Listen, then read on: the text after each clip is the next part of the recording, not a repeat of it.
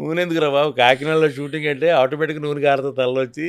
ఇది మంచి సమ్మర్ అది. ఓకే.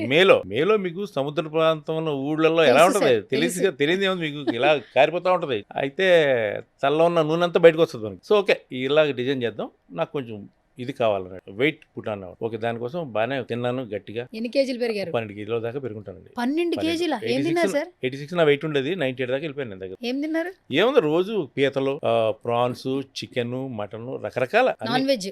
ఎవ్రీథింగ్, అసలు ఎవ్రీడే. ప్లస్ ఇంకా కాకినాడలో ఇంకా చాలా చాలా ఉంటాయి. ఈ అక్కడ ఈ చిట్టి పెసరట్లు అని దొరుకుతాయి కాకినాడలో, చాలా ఫేమస్ అవి పొద్దున్నే. మా కిరణ్ గారిని వాడు ఉండేవాడు మా వాడు టీమ్ లో, వాడు పొద్దున్నే అన్నయ్య చిట్టి పెసరట్లు రెడీ అనేవాడు. ఆ చిట్టి పెసరట్లు తర్వాత పక్కనే నా హోటల్ పక్కనే రోజ్ మిల్క్ ఉండేది, రాజమండ్రి వాళ్ళ రోజ్ మిల్క్ ఫేమస్ సార్ అది. ఫేమస్. అది మామూలు క్యాలరీస్ కాదు, ఒక గ్లాసు 2 గ్లాసులు తాగేవాడిని.